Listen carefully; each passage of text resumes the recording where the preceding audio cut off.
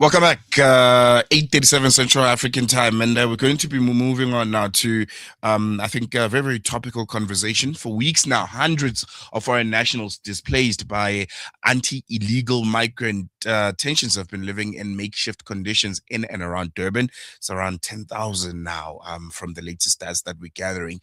They're all afraid to return to their communities. They fled and uncertain about what comes next. And many say they're forced from their homes following threats of intimidation and growing anti-illegal migration protests that have swept through parts of the country. And I think what's important to note is that while government has urged displaced migrants to return to their communities, many are insisting it is simply not safe to do so. Some have even instead remained at some of these temporary sites, including the Moore Road area, where concerns are growing over living conditions and just general security and access to basic services. I'm sure we've all seen the images that are coming out of there.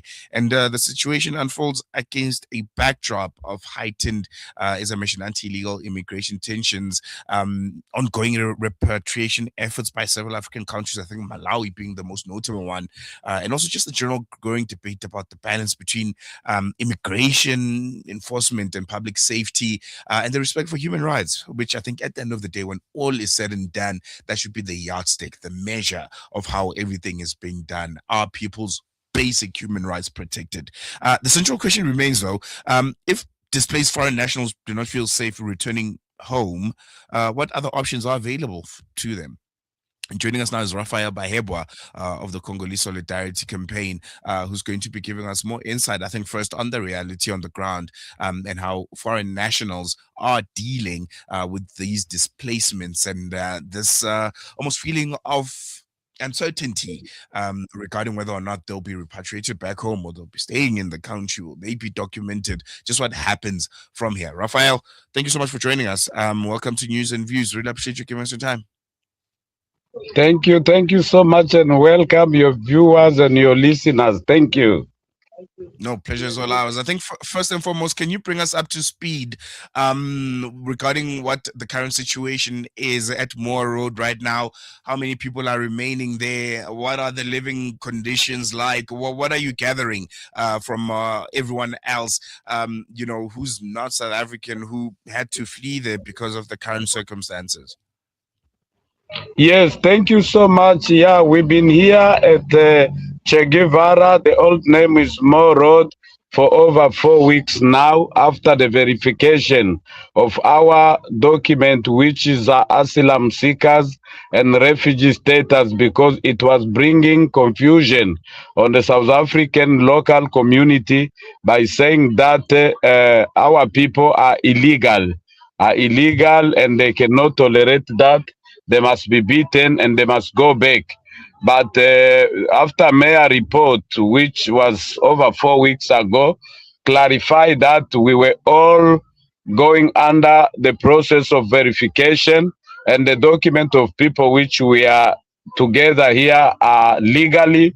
Now the second issue was concerning the security, because people who came to Home Affairs, remember, is about, I think it's between 12th and 13th of May, they were attacked in different areas in Durban CBD, including Market, Julius Nyerere Road, and Mgeni Road. It was a horrible and workshop whereby those who were cutting hair on the tent, the barber cut, they were displaced and they were stabbed and so on.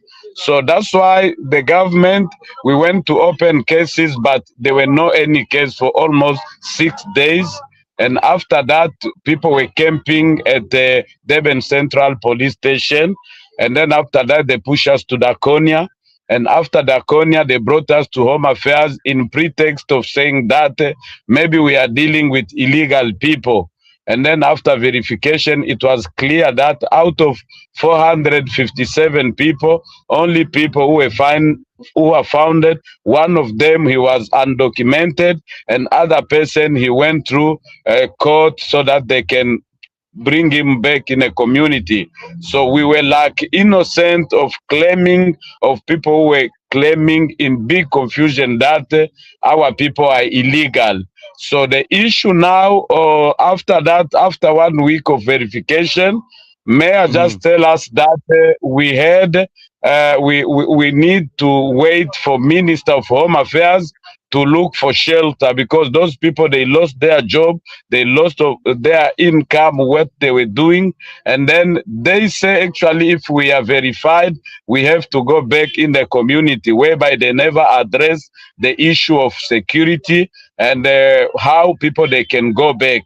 Now, after that, we decided to say, actually, because we are in the government property of Home Affairs, after verification, we have to be here, and the government have to come in between, first of all, to restore peace in community, and secondly, to just reintegrate people back in the community, because they've been losing everything. So that is a scenario of what is happening here, but all our people are legally. And after last Thursday, Minister of Defense came and addressed us. They just give us two options. First one was to go back in the community. They say they restore peace there. And the second one is to go to Lindela. The option of Lindela couldn't work, because after the speech of minister on Friday, we were with the UN representative, and they tell us Lindela is not option, we have to reintegrate. Out of over 600 people who were camping here in front of Deben Home Affairs of Refugee Reception Center, almost, I think, about 420 people, they went back to community, even though others, they were not welcome in Sydenham, and others in Flamingo building, they rejoined us back, which about 3 or 4 people, but others, they remain there. But people who are remaining here, we are like about 200 or 215 people who are feeling like they are not back in a community, because they have lost everything. Their doors were closed because they owing rent, and they don't have hope to go back to their work, because where they were working, they already put locals who are working there. So that is a scenario of what still remaining. Out of 600, we still have about 215 out of Home Affairs, Che Guevara. Thank you. We saw some concerning images coming out. I think it was sometime yesterday, where it looked like there was some kind of altercation between the foreign nationals that are stationed there with what appeared to be members of Operation Tutula. Can you give us more insight on what really happened there? Was there altercation? Did it get violent at any point? Okay, the first thing before that happened, there were intimidation from Monday evening, and some of my compatriots here at the Che Guevara, they were threatened. I think they said there are police who came walking by telling them that yesterday, Tuesday, because it was on 16 and it was public holiday, they may Dudula come and attack our people and march here at Che Guevara. But for me, I took it as a just people, they just speaking, but it was not true, because I asked some of my community member, did you notice the police? Did you take his name so that we can report? They say no. But on Tuesday morning, it was like people are fearing about us and say, instead of going back in community, if you're not feeling safe, why you don't join Malawians who are migrants, who are most of them are illegal in South Africa? And I say no. We have two groups. Those where Malawians are camping, they are illegal, but we are legal here. Even though some of them are legal, but most of them are illegal, and we cannot mix about that. But we were like forced and intimidated that we must join them, and then we did a step to go there, whereby we saw there are Dudulas who came, and Gizwe Mkunu was here, and you saw what was happening on media. Reaching there, we spoke to the man who's in charge of Home Affairs. In front of media, he just tell us that you guys of More Road, we don't need you here because you are refugees that side, but this side we're dealing with those who are migrant. So that's why after he spoke that, we just decided to come back tomorrow. We went all of us there, and later on we came here, but the tension was not good there, because either like you saw, Ngizwe Mkunu went there I think he went to attack people there, and people were very concerned and say we are ready to fight those who are Malawians. And we just say no, as long as we are legal and we are doing our sitting in Devon Home Affairs of Refuge Reception Center, let us rejoin our place. That's why we came back. Thank you. What would those that are displaced currently would like to see happen? Because you mentioned they are scared to be integrated back to their communities, even those that are documented, because of being threatened and also not having means to make an income anymore. Do people seek to go back home, or they want to be taken to different communities? What's the way forward? What happens after this? Because surely they can't be sleeping outside Moore Road and the city hall and outside Home Affairs for forever. At some point, something needs to happen. Thank you so much for the question. I think this is a very crucial question. But my brother, we are humble. We are under South African government. Police are with us always here.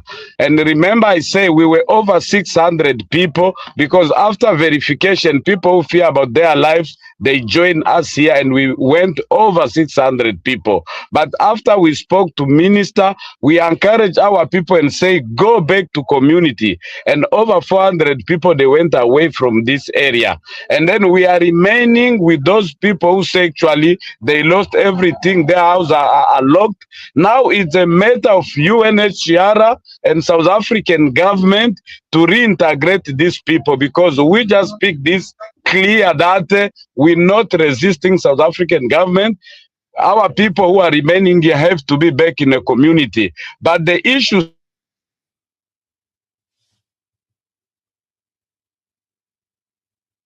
seem to have lost Brother Raphael Bahe, bro. Can you hear me? Yes, you're back. Let's wrap it up quickly.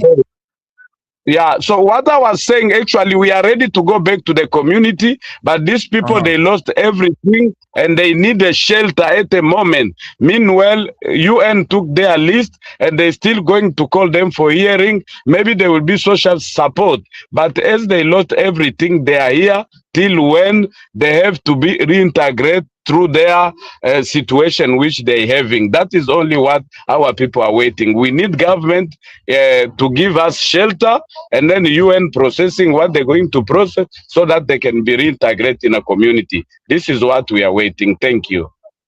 Thank you so much, Raphael Baye, from the Congolese Solidarity Campaign, giving us insight on the situation at Moore Road and what exactly those that are there are seeking at this point. And it's quite clear they want to be integrated back to the communities, even though there is fear that violence that is threatened against them might become a reality. And it would be interesting to see how the South African government deals with this very unprecedented situation, and also humanitarian organizations. I think their assistance is going to be needed, considering the living conditions of the people that are finding themselves there. Really concerning, very important story to continue following. Going to take a quick break. We'll be back with you after this.